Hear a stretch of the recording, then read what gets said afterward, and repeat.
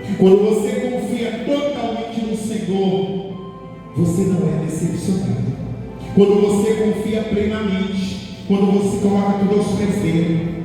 Mas quando você confia no homem, você se frustra, você se engana, porque o homem é falho. Mas a nossa inspiração, ela tem que vir da onde? De Deus. Meus amados, essa cidade, alguns estudiosos falando e eu procurando, ela tem muitos cactos, muitos pomares ali ao seu redor. E como eu falei, ela estava ali longe e ao mesmo perto do Monte Carmelo, aquele mesmo monte onde Elias derrotou os 400 profetas de Baal. E eu vejo aqui que o profeta Eliseu, exercendo aqui o seu ministério, ele saía todo dia e percorria todos esses quilômetros para chegar ali e descansar um pouco na cidade. E eu vejo aqui que ela notou uma coisa que ninguém observou. Olha, o interessante é que ela enxergou algo que toda uma cidade não viu. Lá em 2 Reis 1:9, e ela disse ao seu marido: eis que tenho observado que este que sempre passa por nós é um santo homem de Deus. Ela tinha exemplo. Esse homem tinha exemplo. Esse homem não precisava falar muito. As vestes dele, o modelo dele se portar, como ele agia, dizia que ele era um homem de Deus. É o exemplo. É o exemplo que nós temos que ter no nosso dia a dia, na igreja, na sua casa, na sua escola, no seu serviço. Quando as pessoas olhar, Arthur é um homem de Deus. Aquele menino mesmo serve a Deus, porque ele vai resplandecer aonde ele for. É esse testemunho que muitos não têm. As pessoas estão perdendo. E eu vejo aqui que a Sunamita teve esse discernimento espiritual. E eu vejo aqui que a mulher Sunamita tinha essa atitude de amor. E ela pede ao seu marido: vamos construir um quarto para abrigar esse profeta? E ela pôs o que? Os seus bens a serviço do Senhor. Pois para a Sunamita o que importava aqui, meus amados, eram as coisas espirituais e não as materiais. Ela não era apegada com nada, onde muitos de nós acabam se perdendo, porque ficamos ligados aqui na terra, nas coisas da terra. Meus amados, isso aqui vai passar, mas aquilo ali é eterno. O céu é eterno. Esse corpo aqui, ele vai apodrecer daqui a um tempo, não vai ficar nada. Então nós temos que cuidar da nossa alma, do nosso espírito. E aqui eu vejo uma mulher que se importava com as coisas espirituais. Eu queria por tudo ali, ficou ali esperando. E aí, o que ele fez? Jesus falou: o que queres que eu te faça? E ele: mestre, que eu tenha vista, que eu torne a ver. E Jesus falou o quê? Vai, a tua fé te salvou. E ele seguiu ali no caminho. E eu comparo o Bartimeu com a Sunamita, a mesma fé, a mesma perseverança. E aqui, meus amados, eu vejo que a resposta da Sunamita, ela vai revelar muito do que estava no seu coração. Porque a Sunamita, ela valorizava a vida, ela valorizava a família, ela valorizava o amor. Ela não se preocupava em adquirir bens materiais, como eu falei para você, mas ela reconhecia o valor do que? Da reunião familiar, a felicidade de estar entre amigos. O sonho que ela teve um momento da vida dela, que ela desejou tanto, que eu acho assim, ela imaginou aquele momento de estar colocando a roupinha no seu bebê, de estar amamentando, mas aquele sonho estava esquecido. E assim em nossas vidas, muitas vezes, aquele sonho que você tem no seu interior está adormecido, está esquecido. Mas Deus, Ele sabe o momento certo, quando você entrega na mão dele. Aquele sonho que você colocou lá atrás, e aí está adormecido no seu coração. E aí era a Sunamita, tinha um sonho, mas estava esquecido. Mas Deus, Ele contemplava o quê? A sua generosidade, a sua hospitalidade. dedicação que ela tinha de servir ao Senhor, porque ela estava oferecendo uma ajuda ao servo do Senhor. Ela está ajudando o homem de Deus. Em momento você quer abençoar uma pessoa, quer mudar a realidade de uma pessoa, e aí você faz, sem esperar nada em troca. Mesmo que aquela pessoa venha lhe dar pedra da manhã, mesmo que aquela pessoa venha esquecer, mas Deus não esquece. Você semeou, então se você semeou, você vai colher. Tudo que a gente planta nessa terra, a gente colhe. E aqui eu vejo o momento de ela colher, e eu vejo a atitude de amor que essa mulher teve com aquele homem de Deus, porque gerou ali uma promessa no coração dela que ela não podia acreditar, mas Deus estava vendo ela. E lá no 15, a sua vida, sabe por quê? Porque o amor, ele vai gerar vida, o amor, ele vai gerar paz, o amor, ele vai gerar alegria. Glória a Deus. Foi isso que a senhora recebeu. E eu vi aqui que em Israel, um filho aqui em Israel era a maior bênção do mundo, era a maior bênção que uma mãe podia contemplar. A mulher que não tinha filho nessa época era uma mulher envergonhada. O seu marido, ele podia arrumar outra mulher e podia casar. Olha a frustração dessa mulher esse tempo todo, né? Com medo do marido, né? Arrumar uma pessoa, mas não, Deus sabia o tempo certo. E eu vejo aqui que ela vai superou tudo aquilo, porque Deus deu para ela um lindo presente.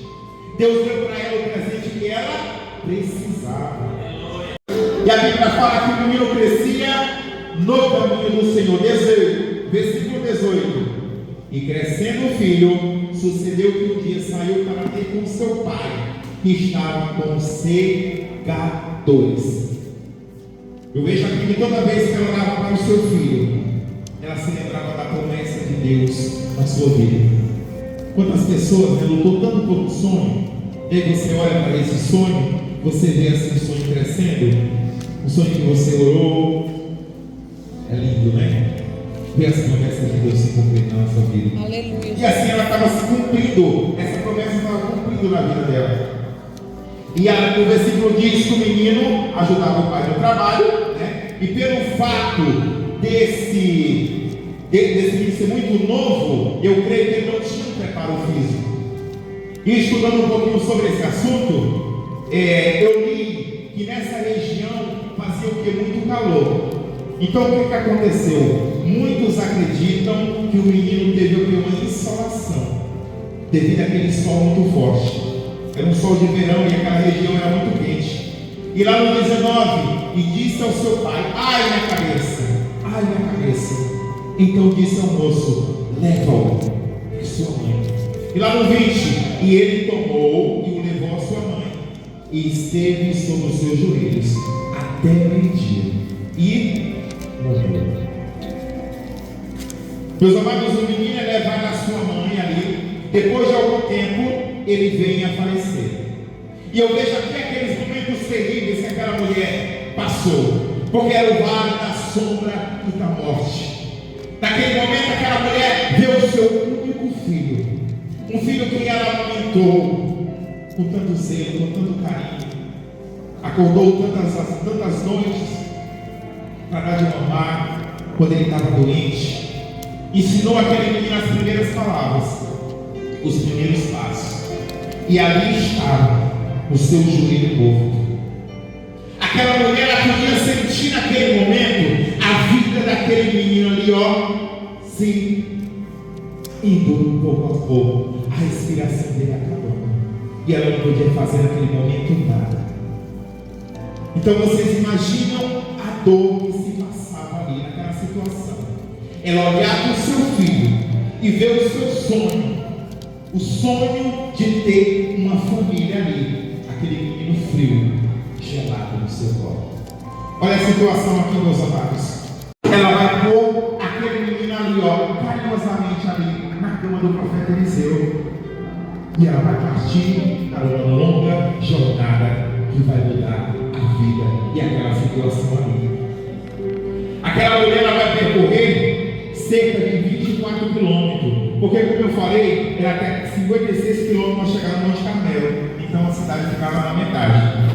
Vamos supor aí uns 24 quilômetros que aquela mulher ali saiu da sua casa. E aí ela quer recuperar a vida do seu filho. Aquele filho que é fruto da promessa de Deus. Aquela mulher, naquele momento, ela não vai falar nada para ninguém. Ela não se desesperou. Ela não saiu gritando. Ela não saiu contando com os vizinhos. Para ninguém. Ela calou. Ela não falou nem para o seu marido. Muitas situações de nossa vida nós temos que ficar em silêncio e esperar Deus agir. Aquela mulher ficou em silêncio. Aleluia, Jesus. Mas eu admiro aqui aquela mulher porque ela tinha uma fé no coração. A situação não vai ficar aqui. Eu não vou me conformar com essa situação. Algumas coisas acontecem na tua vida e você fica assim. Você não se posiciona, você não ora, você não busca, você não apresenta para Deus, você quer desistir. Mas aqui eu vejo essa mulher, que essa mulher não desistiu. E no 22, e chamou a seu marido, né? E disse: manda-me já um dos moços e uma das jumentas, para que eu corra ao homem de Deus e volte. E disse ele: por que vais aí hoje? Não é lua nova nem sábado. E ela disse o quê? Tudo vai bem. Não falou nada. Tudo está bem. Vamos lá. 24. Então abordou a jumenta e disse ao seu servo: guia e anda, e não te detenha no caminhar, senão quando eu te disser. Eu vejo aqui, meus amados, ao longe ela respondeu ao profeta com palavras que demonstram que a sua certeza, a fé de que a vida do seu filho seria restaurada, porque ela falou: vai tudo bem. E assim me faz lembrar de Abraão, quando Abraão levava seu filho ao holocausto, com a palavra que ele ouviu: Deus proverá para si um cordeiro. E eu vejo aqui que diante de Eliseu, ela se prostra com o coração quebrantado. E aí eu vejo Eliseu aqui, poderoso homem de Deus, né, em palavras, em obras, ele não deixa aqui uma lição, sabe qual é? Ele, ao invés de tentar aqui ser adivinho, o que ele faz? Ele diz que eu não sabia de nada, porque Deus não estava falando nada para ele. E aí eu vejo muitos profetas que às vezes se emocionam demais e aí entregam mensagens que está vindo, não está vindo de Deus. E aqui esse homem foi humilde. Deus não me falou nada. E aí, meus amados, quando ela chega, ela faz o quê? Ela abraça os pés. De longe, o profeta manda Geazi vai vir perguntar como ela está. Como é que está a casa dela? Como é que está o marido dela? Como é que está o filho dela? E ela de longe fala o quê? Vai tudo bem. Mas quando ela chega nos pés, ela desaba. Porque tem momentos que é para você chorar. Tem momentos que é para você se desabafar na presença do Senhor. Não é na frente dos outros. Não é chorando na frente dos outros que não vai resolver o problema. É nos pés do Senhor. E ela se derrama, ó. Ela se derrama nos pés daquele homem de Deus. A sua boca ali, ó, na boca do menino, os seus olhos sobre os olhos dele, e a sua mão sobre a mão dele, e estendeu sobre ele a carne ali do menino e aqueceu. Depois o profeta ele desceu, ele andou ali pela casa, pela uma parte e por outra, e aí ele tornou a subir, e ele foi lá e se estendeu sobre ele. Então o menino espirrou, ó, 7 vezes e abriu os olhos. Glória a Deus, aleluia. Meus amados, o cordão de Eliseu ele não funcionou para ressuscitações, porque aqui era preciso intercessão, era preciso súplica, era preciso calor humano. O profeta, mesmo andando com Deus, pensava que ia chegar lá e o milagre acontecer. Não. Às vezes alguns sonhos na tua vida, algumas coisas na tua vida, ela acontece, mas você precisa orar. Você precisa interceder. Você precisa entregar ao Senhor. E aqui eu vejo Eliseu, após aquela oração, ele vai transmitir ali calor àquele jovem, através daquele contato ali, direto com o morto. Eliseu, ele não temeu ali, aquela impureza, porque ali no cerimonial da lei, o profeta não podia tocar no corpo, ainda mais deitar sobre o menino, mas ele fez a diferença, e o milagre aconteceu.